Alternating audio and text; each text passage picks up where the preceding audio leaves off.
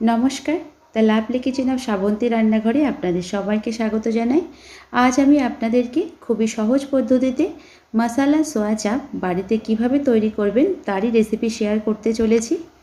এইভাবে মশালা সোয়া চাপ তৈরি করলে এটা এতটাই টেস্টি হয়, আপনি নিজে তৈরি করলেই বুঝতে পারবেন। আজকের রেসিপি মশালা সোয়া চাপ স্কিপ না করে শেষ পর্যন্ত দেখার অনুরোধ রইল।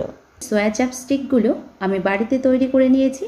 আর এই সোয়া চাপ স্টিক এতটাই টেস্টি হয়, খেতে এতটা ভালো হয় যে কোনো গ্রেভির স্বাদ দ্বিগুণ হয়ে যায়।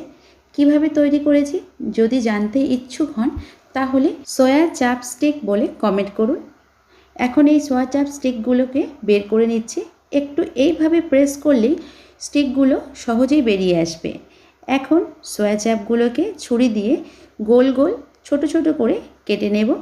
দেখুন এর মধ্যে কত সুন্দর লেয়ার হয়ে গেছে। পারফেক্ট সোয়া চাপের জন্য এই লেয়ারটা খুবই দরকার।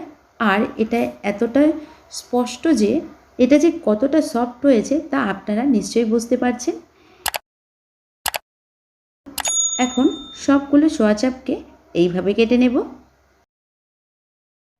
কড়াইতে তেল গরম করে পিস করা সোয়া চাপগুলোকে ভেজে নিতে হবে। ভাজার সময় গ্যাসের ফ্লেমটা অবশ্যই মিডিয়াম রাখবেন। হাই ফ্লেমে ভাজলে বাইরের দিকটা তাড়াতাড়ি লাল হয়ে যাবে, কিন্তু ভেতরটা ভালো ভাজা না হওয়ার কারণে খেতে ভালো লাগবে না। এই জন্য মিডিয়াম ফ্লেমে একটু সময় নিয়ে লাল করে ভেজে তুলে নেব। দেখেই নিশ্চয়ই বুঝতে পারছেন ভেতরের লেয়ারগুলো কত সুন্দরভাবে ভাজা হয়েছে। লেয়ারগুলো পরিষ্কার বোঝা যাচ্ছে এবং ভাজার পরেও এটা খুবই সুন্দর সফট রয়েছে।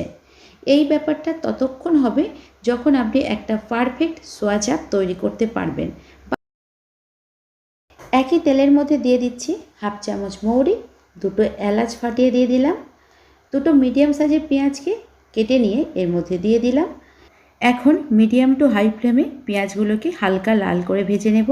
পেঁয়াজগুলো ভাজা হয়ে গেছে। এখন একটি পাত্রে তুলে ঠান্ডা করে নিয়ে ব্লেন্ড করে নেব। কড়াইতে সামান্য তেল দিয়ে দিচ্ছি একটু ফোড়ন, তবে ফোড়নের মধ্যে দিচ্ছি কয়েকটা গোলমরিচ, একটু সাজিরা, একটু মৌরি, দুটো এলাচ ও একটু দারচিনি। ফোড়ন থেকে সুন্দর গন্ধ বেরোলে দিয়ে দেব 2 চামচ আদা, রসুন ও কাঁচা লঙ্কার পেস্ট।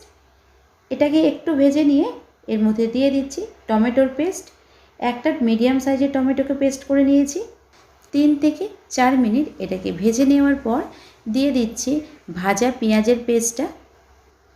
আমার তৈরি রেসিপিগুলো আপনাদের কেমন লাগছে অবশ্যই কমেন্টে লিখে জানান, এতে আমি আনন্দিত ও উৎসাহিত হব। ভালো লাগলে অবশ্যই লাইক, শেয়ার ও সাবস্ক্রাইব করে দেবেন আমার চ্যানেলটাকে। দিয়ে দিচ্ছি স্বাদ মতো নুন, হাফ চামচ চিনি, হাফ চামচ জিরে গুঁড়ো, হলুদ। এগুলোকে একসাথে ভেজে নিতে হবে। মশলা থেকে তেল ছেড়ে দিলে ঈষৎ উষ্ণ গরম জল দিয়ে দিলাম। দিয়ে দিচ্ছি ভেজে রাখা সোয়া চাপের টুকরোগুলো। যদি এই রকম রাখতে চান তাহলে জল দেওয়ার কোনো প্রয়োজন নেই, কিন্তু আমার পার্সোনালি একটু গ্রেভি পছন্দ লুচি বা পরোটার সাথে খাওয়ার জন্য। দিয়ে দিচ্ছি 1 কাপ ঈষৎ উষ্ণ গরম জল।